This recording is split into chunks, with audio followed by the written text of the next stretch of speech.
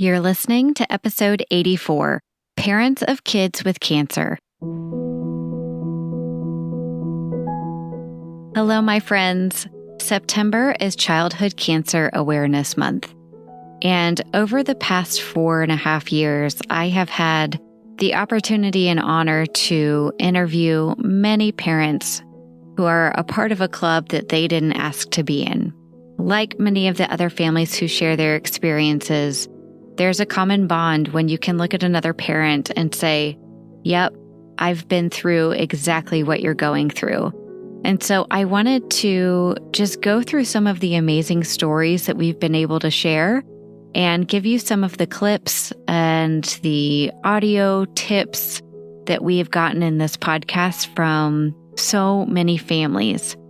So I'll start off with Tara Garaghty. She is the founder of Making Cancer Fun, and I got to interview her almost 3 years ago now.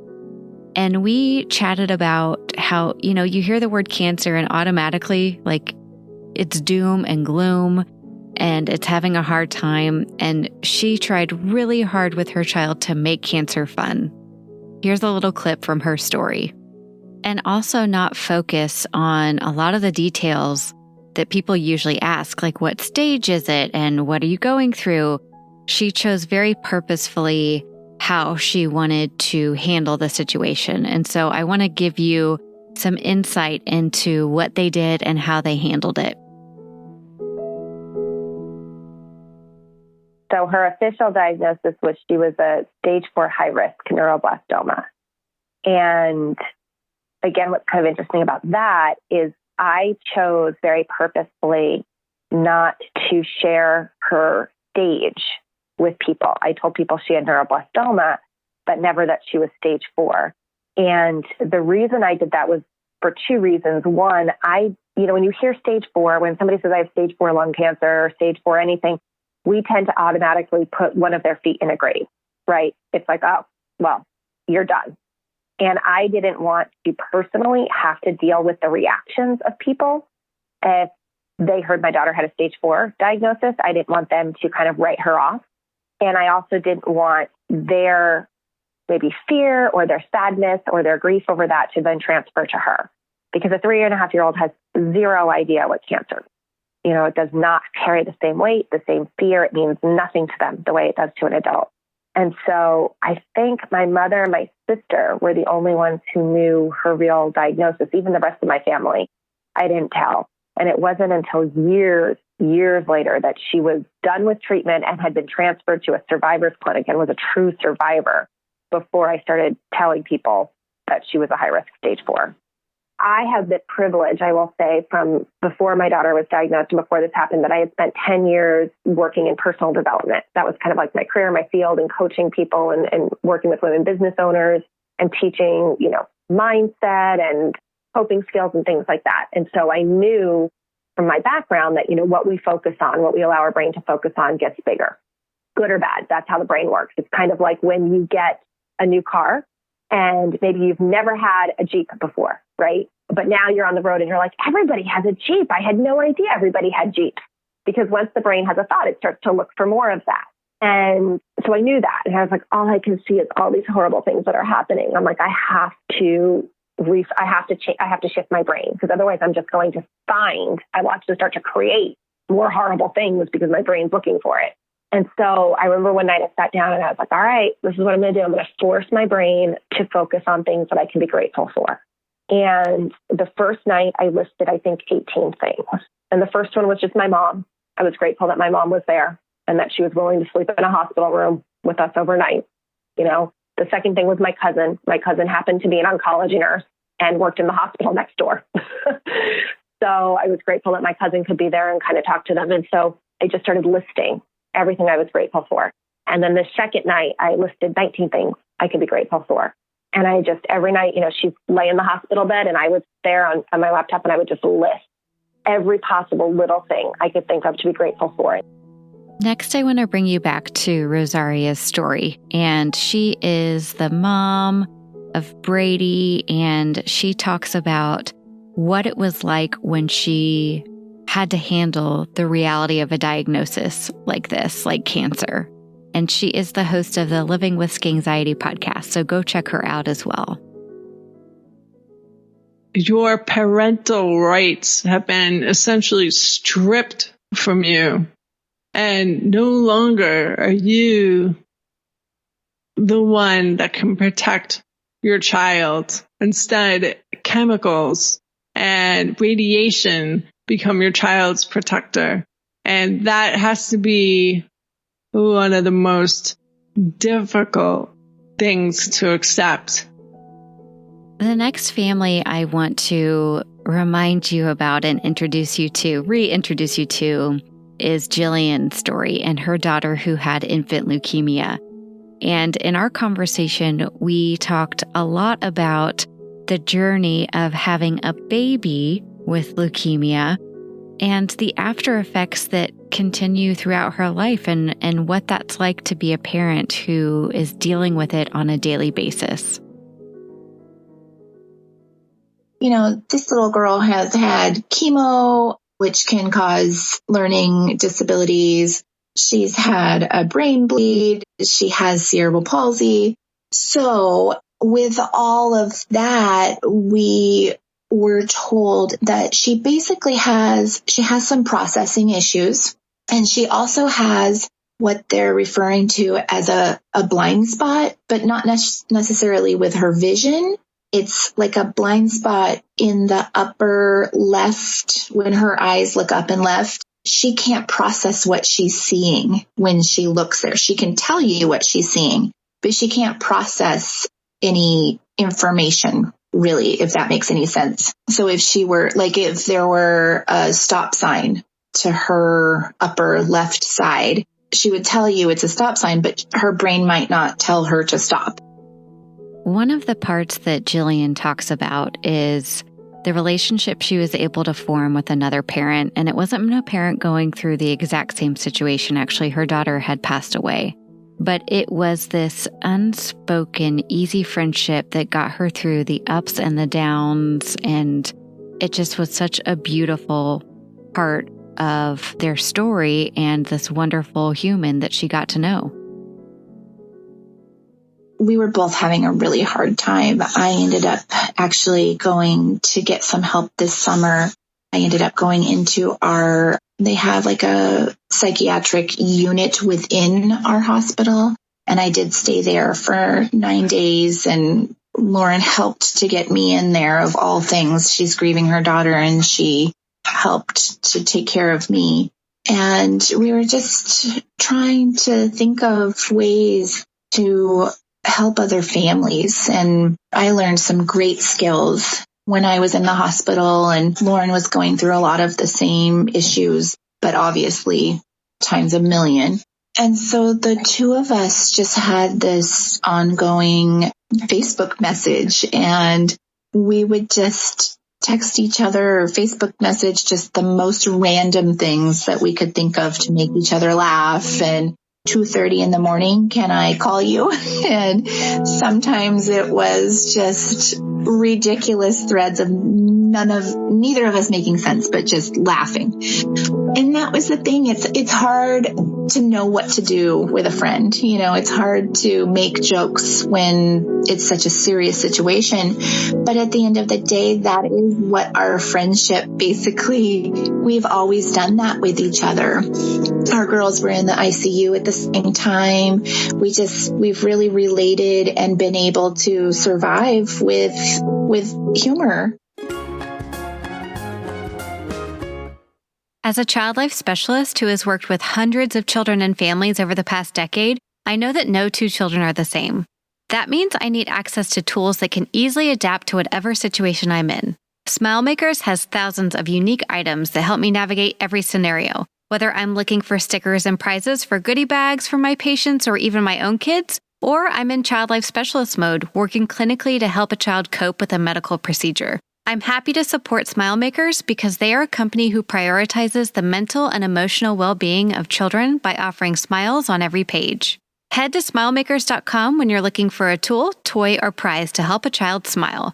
Use code ONCALL20 for 20% off your order of smile-making stickers, toys, patient supplies, and more.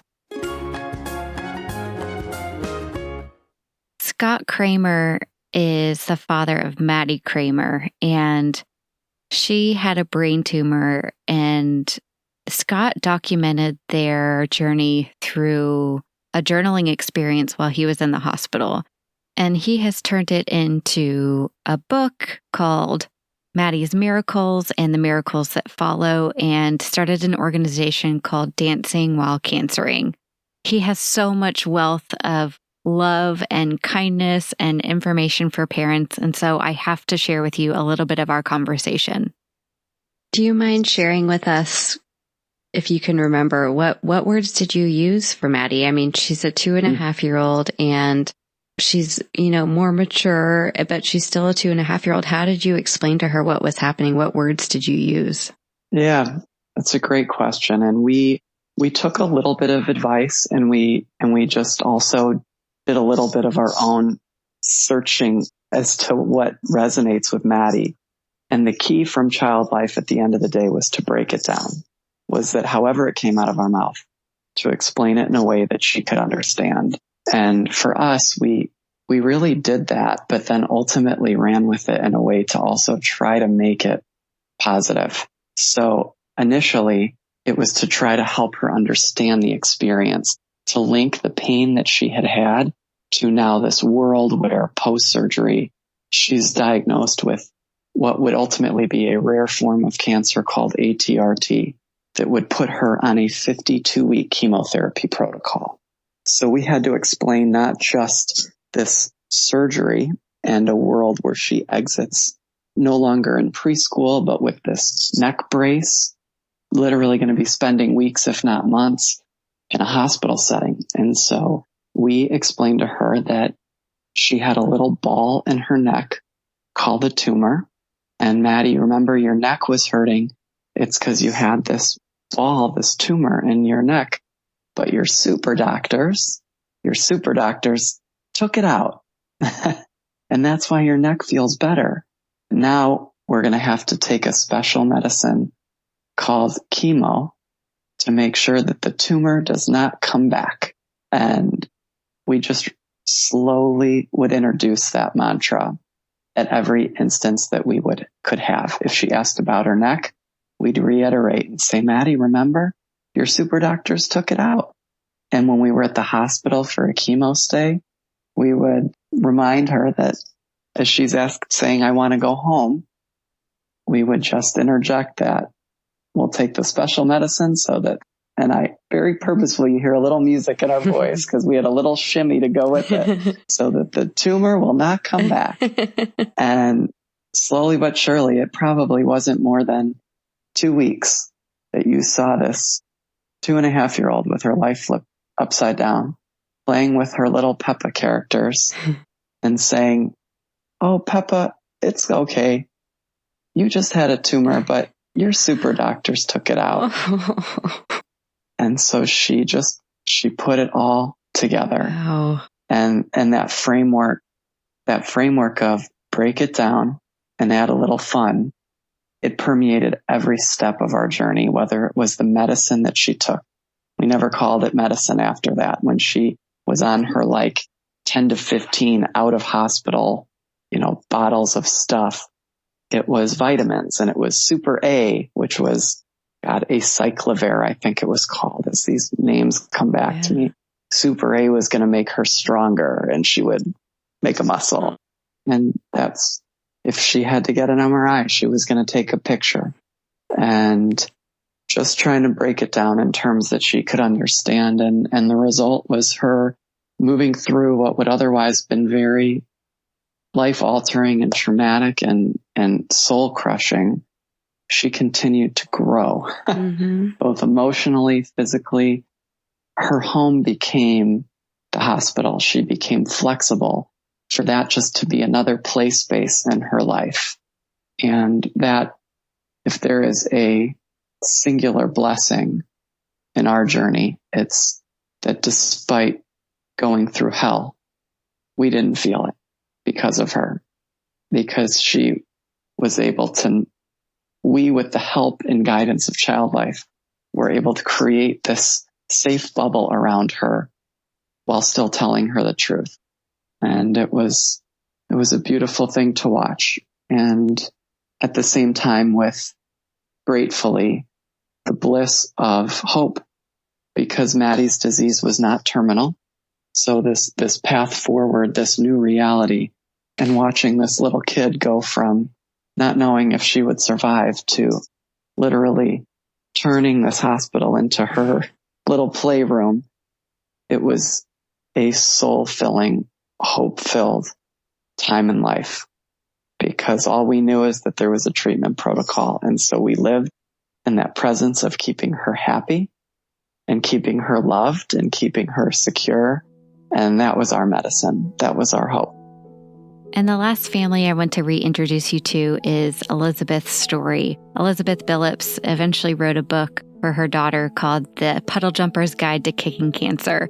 And one of my favorite parts of this conversation that we had was just how she looked at each of her children and chose to see the gifts that they were offering and bringing. And oftentimes when you have a child who has cancer, it's really easy to focus in on that child, but she so cautiously and specifically looked at her kids. And that's something that I've taken away and tried to look at within my own family. So I also love that she keeps it so real and talked about the way that she coped with all of the feelings that she had. Here's her take on how she handled all of the emotions.